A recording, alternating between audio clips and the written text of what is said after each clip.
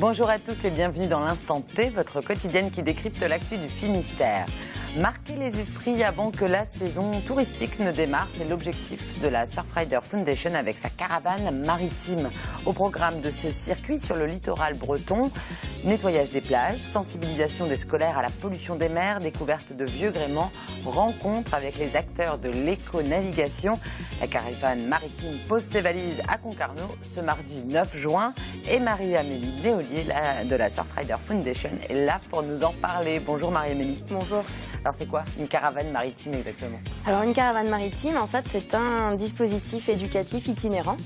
Et voilà, basé sur aujourd'hui la thématique des déchets. Alors voilà, on circule partout en Bretagne et on va éduquer tout un tas de personnes à la pollution des océans et marquer les esprits et tenter de faire changer les comportements. D'accord, on en parle tout à l'heure ensemble. En plateau également, Ludovic Jean. Bonjour Ludovic. Bonjour Pauline. Et comme chaque lundi, on fait le point sur l'actu sportive avec vous. Ce week-end, l'actu a été marquée par le match de hand, évidemment, qualificatif pour le mondial entre la France et la Slovénie. C'était à la Brest Arena, on en parlera tout à l'heure. Ce sera dans l'instant sport. Et puis Frédéric Lorenzon, bonjour Frédéric. Bonjour Pauline.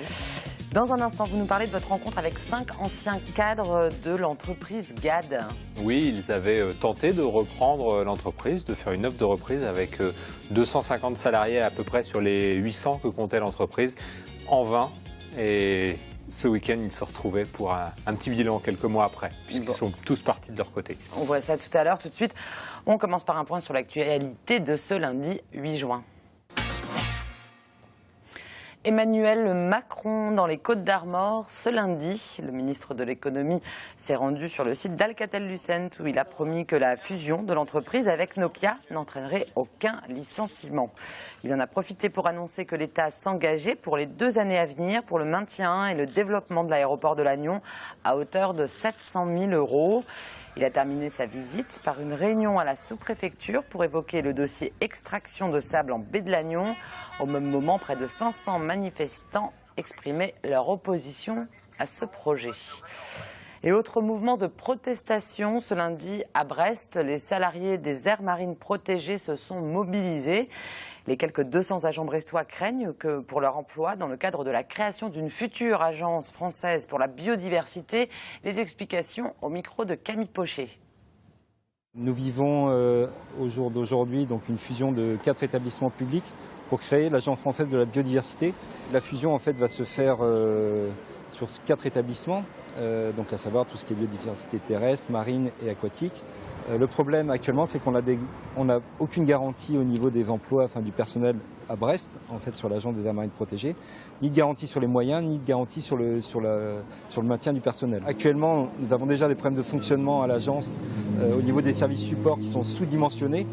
Donc on se pose légitimement des questions sur une grosse machine administrative qui risque d'être encore plus dure à gérer. C'est la première fois qu'on se mobilise parce que jusqu'à maintenant le projet était plutôt flou et là petit à petit donc il se concrétise et on a peur en fait d'un passage en force, notamment durant l'été, période où tout le monde est un peu en vacances avec des mauvaises surprises en septembre. Alors Frédéric Lorenzon, vous avez rencontré 5 anciens cadres de l'entreprise GAD. Alors on se souvient bien que l'abattoir de Lampol-Guimiau avait fermé en octobre 2013, laissant plus de 800 personnes au chômage. Oui, et là, donc, ces cadres avaient fait une proposition de reprise de l'activité qui aurait porté sur 250 emplois à peu près. Et puis, ils n'ont pas réussi à avoir gain de cause. Donc, ils sont chacun repartis de leur côté puisque leur vie professionnelle continue. Mais ils sont restés quand même unis et ils se retrouvaient ce week-end. Et on va voir ça dans votre reportage. Jean-Yves est cadre commercial. Pendant 20 ans, il a vendu de la viande de porc pour la société GAD. Depuis janvier, il commercialise des robots de traite pour une société basée à Morlaix. Bonjour Mickaël. Bonjour Jean-Yves, ça va? Ça va bien. Moi j'ai en charge la commercialisation de toute la gamme robotique de chez Delaval. C'est une entreprise qui est spécialisée dans le matériel de traite. Moi spécifiquement, je m'occupe de la partie robotique. D'une société de 2000 employés, Jean-Yves est désormais salarié d'une entreprise familiale qui emploie 30 personnes. C'est son expérience qui a séduit son employeur. Effectivement, ça nous a paru une candidature un peu atypique, mais à la fois connaissant le milieu agricole. On a aussi une équipe de commerciaux qui est relativement jeune et Jean-Yves apporte derrière l'expérience du métier de commercial. Pendant un an, Jean-Yves et 4 autres cadres ont porté le projet de reprise Lampol Agro en vain. Aujourd'hui, il retrouve ses compagnons dans ce bar tenu par une ex de chez GAD. Bonjour, François. Salut Jean-Yves. Ça va bien? Salut. Jean-Denis, Jackie, c'est l'équipe L'Empole Agro qui se réunit après quelques mois et maintenant que nous avons tous réussi à retrouver une activité, François a pris la direction des abattoirs AIM en Normandie, Jackie a pris ses fonctions au sein des transports STG à Rennes et Jean-Denis et Hervé ont créé leur société de conseil en industrie. Nous avons tourné la page et il a bien fallu se rendre à l'évidence que notre projet il ne pouvait pas aboutir pour diverses raisons.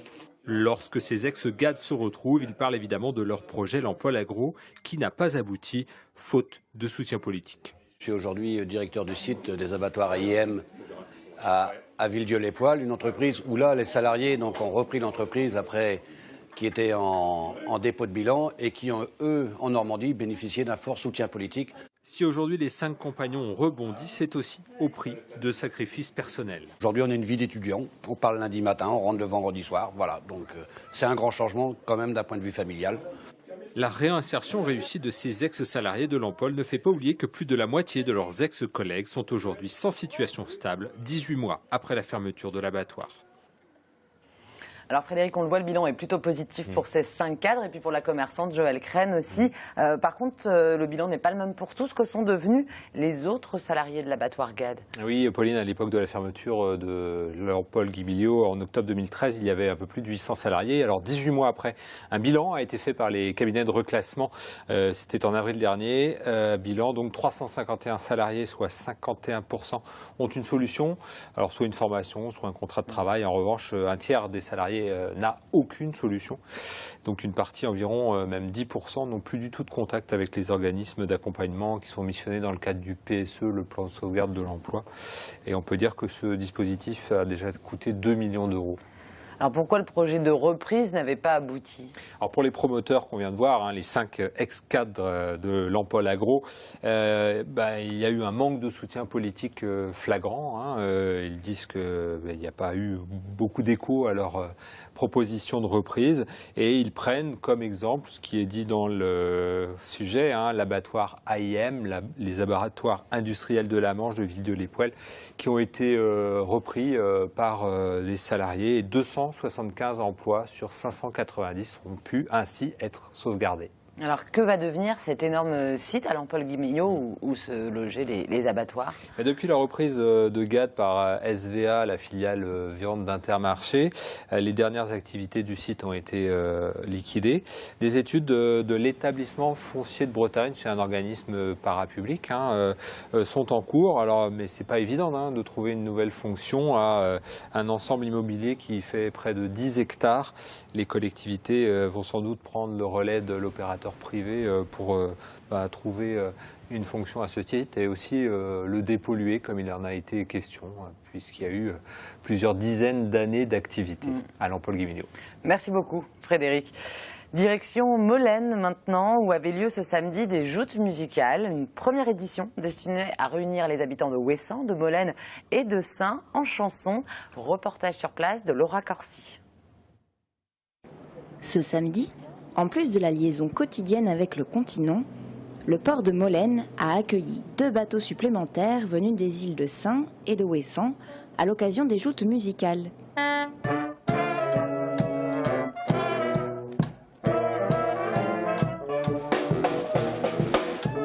Une centaine d'habitants de chacune des îles de la mer d'Iroise se sont réunis pour une journée de fête autour du chant. Les habitants de Molène se sont mobilisés pour accueillir les presque 400 participants. On voulait Molène en mer d'Iroise, les encres mouillées.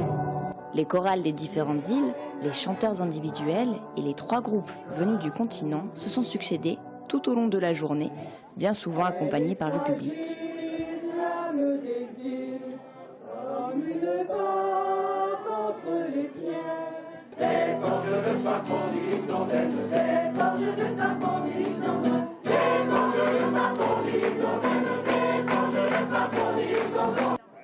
Après cette première édition réussie, la commune espère pérenniser cet événement permettant aux insulaires de se réunir.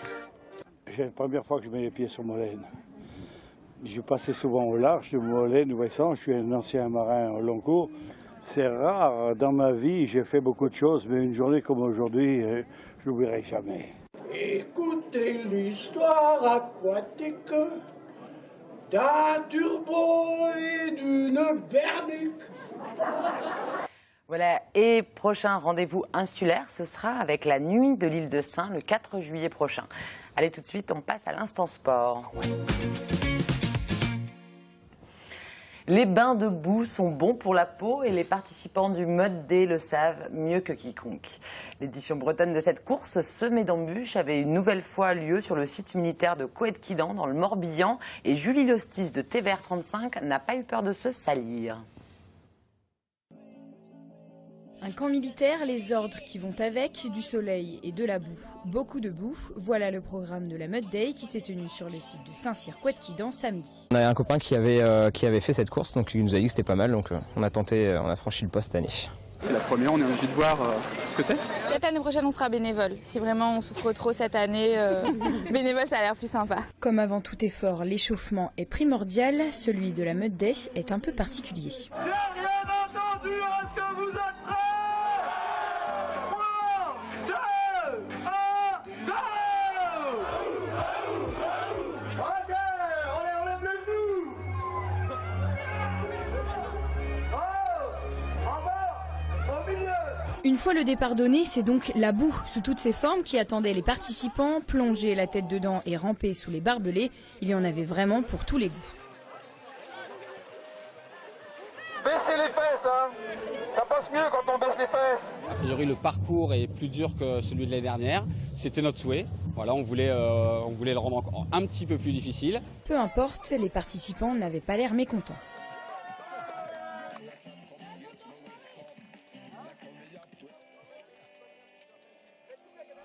« 9000 personnes ont joué le jeu cette année, mais beaucoup plus auraient voulu s'inscrire. L'année prochaine, la Mud Day devrait se dérouler sur 2 jours. Bon, Ludovic, vous n'étiez pas au Mud Day apparemment, vous êtes tout propre. Non, pas du tout. J'étais retenu ailleurs, sur d'autres événements. D'ailleurs au hand, je pense, parce que Brest a vu une belle victoire de handball à l'Arena pour les Françaises ce dimanche. En effet, Pauline, mission accomplie pour l'équipe de France qui s'est imposée non sans difficulté par contre face à la Slovénie dans ce match aller de qualification au mondial. La Brest Arena était pleine à craquer, on le voit à l'image, plus de 4000 supporters pour soutenir les Bleus. Et je vous le disais, les joueuses d'Alain Porte ont souffert face à une équipe slovène très accrocheuse, notamment en début de rencontre. Malgré tout, à la mi-temps, c'est l'équipe de France qui mène de 4 buts, 15-11. Mais au retour des vestiaires, les Bleus retombent dans leur travers et la Slovénie en profite pour revenir à une longueur. La rencontre va alors basculer à la 40e minute avec l'entrée au poste de gardienne de l'ancienne brestoise Cléopâtre Darleux. On la voit ici avec un arrêt sur un jet de 7 mètres. Elle va totaliser 11 arrêts en fin de rencontre. Résultat, la France prend le large et s'impose finalement sur le score quasi inespéré de 27-20. L'équipe de France qui se rendra donc en Slovénie samedi prochain avec un matelas de 7 buts d'avance et qui est donc bien parti pour se qualifier au mondial au Danemark en fin d'année. Ça sera en décembre. Une stat pour terminer, Pauline. En 19 confrontations, la France n'a jamais perdu face à la Slovénie. On écoute une réaction d'une des joueuses. 3 réactions, c'est parti. À 10 minutes de la fin, si on m'avait dit vous allez gagner de 7 buts, je ne l'aurais pas cru. Donc notre fin de match nous rassure un peu, mais enfin, voilà, comme cette équipe, je savais qu'il fallait bien jouer. Quand on a bien joué, ça a marché. Dès qu'on a un peu baissé de niveau, ils nous ont marché dessus. T'as des soirées où tu joues bien et tu perds. Là, on joue mal et on gagne, donc on va pas faire la gueule. Maintenant, on va prendre le temps de se regarder un petit peu en face demain matin et essayer de proposer quelque chose d'un petit peu plus, on va dire, avec plus de cohésion la semaine prochaine. Très heureuse, hein, franchement. Il y a eu beaucoup d'émotions, surtout à la fin, parce qu'il y avait vraiment toute ma famille, mon chéri et toute sa famille derrière. Donc ça m'a fait très plaisir, en plus de revoir tout le public brestois, c'était génial. Voilà, direction le golfe de Gascogne, Ludovic, où les 39 figaristes ont repris le large dimanche. Mais alors ça a mal commencé, puisqu'aujourd'hui, ils ont rencontré pas mal de problèmes. En effet, ils avaient quitté l'Espagne dimanche après-midi, direction Concarneau, terme de la 2e étape. Et ici, les conditions météo étaient très calmes pour le départ. On le voit à l'image, un grand soleil, mer d'huile. Ces conditions, elles ne sont pas restées très longtemps en état. Les marins n'ont pas fermé l'œil de la nuit. Et puis ce lundi, vers 15h, on a appris que Corentin Auro, skipper de Bretagne, Crédit Mutuel Performance, avait dématé. Alors, compte tenu de l'évolution météo, la direction de course a pris la décision de neutraliser la course et demander à tous les skippers de se rendre au port de la Corogne. Inutile donc de vous rendre à Concarneau jeudi prochain. On en saura plus très prochainement sur la suite des événements. Pour rappel, c'est le Finistérien Thierry Chabani, le skipper de Gédimat, qui mène le classement général provisoire après sa victoire lors de la première étape. On vous tient au courant, bien sûr, pour l'arrivée à Concarneau. On termine avec un petit jogging, Ludovic ? Un petit jogging, 16 km, ça dépend de ce que vous appelez petit jogging. C'était Pour Pauline, c'est quand même un petit jogging. un petit jogging. Bon, allez, grand soleil et forte affluence, effectivement, sur la 7e édition de la Littorale à Plougonvelin, au programme des randonnées, de la marche nordique et 2 courses nature, avec notamment un 16 km sur lequel on a assisté à la victoire sans surprise de Mathieu Craff. Alors, Mathieu Craff, c'est un jeune homme dont on entend beaucoup parler. Dans le milieu depuis 2 ans, il est originaire de Saint-Renan et il gagne à peu près toutes les courses auxquelles il participe dans la région. C'est déjà sa 9e victoire de la saison. C'est un spécialiste de trail et d'ultra trail même, puisqu'il vise une place à l'épreuve du Mont Blanc. Fin août, accrochez-vous bien. Environ 170 km à parcourir, rien que ça. Je vous le déconseille par contre, Pauline. Voilà. Ou alors il faut vraiment se mettre à l'entraînement très rapidement. Et puis chez les féminines, toujours sur le 16 km, c'est là aussi la favorite Marilyn Pellen qui s'impose. La Brestoise que l'on retrouvera samedi prochain sur le 10 km international de Langueux dans les Côtes d'Armor. Ça sera une course très relevée cette fois-ci pour Marilyn Pellen. Et puis une annonce, Ludovic, pour terminer. Dimanche prochain, à Lille-Tudy, nouvelle édition de la course d'Ephigéna en faveur de la recherche sur la mucoviscidose. Au programme, une course de 10 km, une marche de 5 km. Et puis, nouveauté cette année, une épreuve réservée aux enfants. Cette année encore, c'est la chanteuse Nolwenn Leroy qui sera l'ambassadrice de d'Ephigéna. Du côté des organisateurs, on espère bien dépasser la barre des 2000 participants. Donc, rendez-vous à Lille-Tudy dimanche. Et en plus, c'est pour la bonne cause. Et elle court, Nolwenn Leroy Elle court aussi, effectivement. Ouais. 10 km, je sais pas, mais en tout cas, elle avait pris le départ l'année dernière. Des petits voilà. Merci, Ludovic. Jusqu'au 27 juin, la caravane maritime de la Surfrider Foundation fait le tour de Bretagne. Cette caravane pédagogique, accompagnée de voiliers traditionnels, vient nous rappeler que les déchets aquatiques viennent de nous. C'est ça, 100% des déchets viennent de la terre. Marie-Amélie, vous faites partie de la Surfrider Foundation. On connaît bien votre association pour les grandes collectes de déchets que vous organisez sur les plages chaque année. D'ailleurs, à chaque escale de la caravane maritime, une collecte de déchets est organisée, comme c'était le cas vendredi dernier à Brest. Il y avait du monde, Marie-Amélie ? Oui, il y avait du monde. On a mobilisé en masse vendredi dernier. Donc, on a mobilisé 500 jeunes entre la maternelle et la terminale, voilà, qui se sont relayés toute la journée sur des ateliers pédagogiques et sur des collectes de déchets. Qu'est-ce qu'on ramasse de pire sur les plages ? Les pires déchets, enfin le top 3, on va dire, des déchets ramassés sur les plages. Le top 3 de nos fléaux, du coup. Le sac plastique à usage unique, les bouteilles en plastique qu'on retrouve en masse. De manière générale, 75% des déchets qu'on retrouve, c'est du plastique. Et puis les mégots. Les mégots qui sont, voilà, sur lesquels on pourrait agir très facilement et on pourrait en limiter le nombre dans le milieu, mais malheureusement, on en retrouve encore énormément. Des millions, voilà, régulièrement sur nos plages, partout.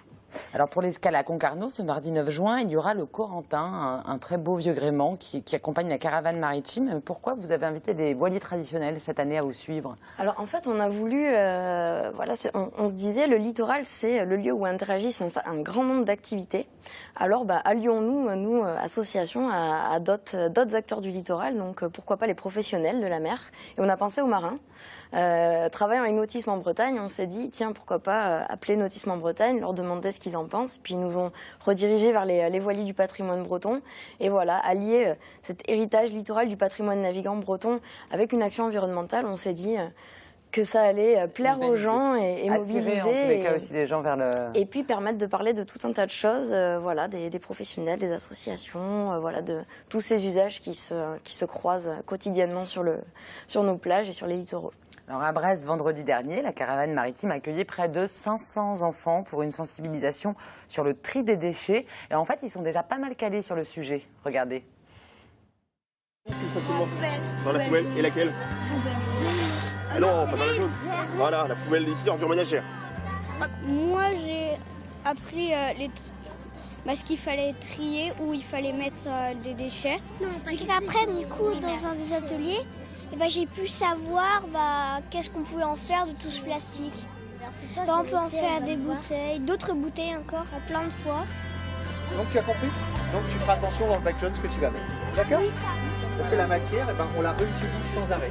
Je sais plus si c'est en Chine ou au Japon, mais dans l'un de ces deux pays, les rivières sont souvent très polluées. Parce qu'ils jettent leurs déchets, ils les ramassent pas, donc tous les déchets se centrent dans les égouts et les égouts se relâchent dans les rivières, donc les rivières, il y a plein de déchets dedans. Par exemple, les sacs plastiques, ça tue pas mal de tortues parce qu'ils prennent les sacs plastiques pour des méduses, ils les mangent et donc elles meurent. Alors, on va voter. Alors, qui est pour 101 000 ans pour le plastique? Qu'est-ce qui va mettre le moins longtemps à se désagréger? Moins longtemps, sac plastique. C'est vrai qu'ils sont calés dans ces domaines-là. Ils ont une vraie conscience de ce qu'il faut faire et ne pas faire.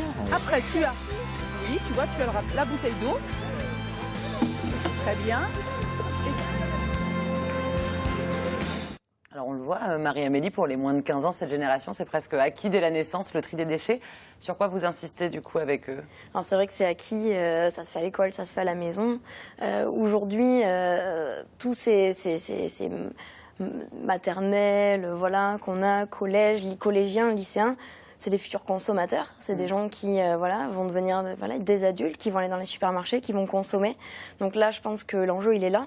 C'est maintenant comment est-ce que vous allez consommer. C'est très bien de trier, recycler, mais on peut faire encore plus en préventif au moment de consommer, au moment de choisir les emballages, par exemple, typiquement. Donc ça, le gros effort, il est là. Et puis surtout de leur faire prendre conscience que ces déchets, une fois relâchés dans le milieu aussi, ils vont pas disparaître de suite. Donc bien assimiler les impacts qu'ils peuvent avoir sur le littoral. Une fois que les gens comprennent les impacts que ces déchets vont avoir sur la faune, sur la flore, sur le milieu de manière générale, là c'est plus intéressant et on peut mieux agir en amont sur le préventif. Mais Marie-Amélie, en France, on a déjà fait tout le chemin. Et puis les déchets voyagent, donc c'est plutôt les autres pays où il faut agir, non? Alors c'est vrai qu'on a l'habitude d'entendre ça. La France n'est pas modèle. La France fait des choses bien. La France est aussi en retard sur un certain nombre d'autres choses. Sur le sac plastique à usage unique, par exemple, c'est vrai qu'il y a une prise de position du gouvernement sur l'interdiction au 1er janvier 2016. Mais il y a bien d'autres choses à faire. Là, on parle des enfants. Alors les enfants, c'est vrai que c'est un public un peu acquis à notre cause. C'est vrai qu'ils sont sensibilisés dans les écoles. Mais souvent, la tranche d'âge, la tranche d'âge 40-60 ans, c'est plus difficile. Voilà, comment est-ce qu'on va les chercher? Comment est-ce que on fait évoluer un comportement sur une personne qui consomme depuis des années, c'est beaucoup moins évident. Donc il y a encore beaucoup à faire.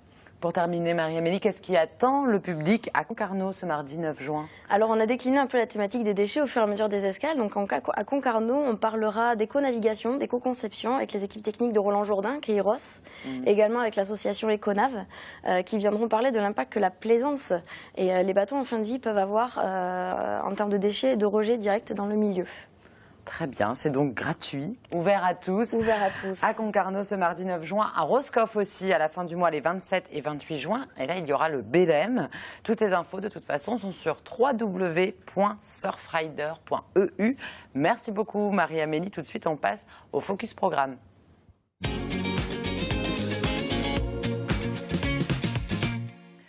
Et à 20h ce mardi sur TBO, évadez-vous en Islande avec votre magazine Breton d'ailleurs. Marie vous emmène voir les geysers au pays des elfes et des trolls à la rencontre aussi de ces Bretons qui ont choisi de vivre sur cette île du Grand Nord. On regarde un petit extrait.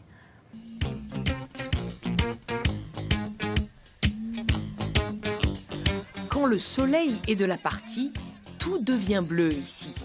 Le ciel et l'eau. Bienvenue au bien nommé Blue Lagoon. Avec son eau à 38 degrés, son argile blanche aux vertus apaisantes et son bar à bière, ce spa construit dans un champ de lave aux abords de l'aéroport et d'une station géothermique est tout simplement un must. Repérez d'ailleurs ces fumerolles. Elles indiquent que l'on approche d'une zone géothermique. Et il y en a beaucoup, car l'Islande compte quelques 130 volcans actifs, lesquels permettent de fournir une énergie écologique et presque gratuite, que l'on trouve dans le chauffage urbain, l'électricité, mais aussi dans l'agriculture. On parlait tout à l'heure des pays étrangers, justement. L'Islande, ça peut être un des pays assez modèles sur le plan écologique et sur le tri des déchets, tout ça. Alors, de manière générale, les pays d'Europe du Nord ont souvent pris un petit peu d'avance sur l'écologie et le changement de comportement, l'action citoyenne, la participation citoyenne. Donc, c'est vrai que voilà, c'est un des pays... Vous retrouvez Breton d'ailleurs aussi sur notre site internet, comme cette émission L'Instant T, www.tbo.bzh, évidemment. Merci beaucoup à vous trois d'être venus sur le plateau de L'Instant T. Nous, on se retrouve demain, même heure, pour une nouvelle émission. D'ici là, passez une excellente soirée sur TBO. Ciao.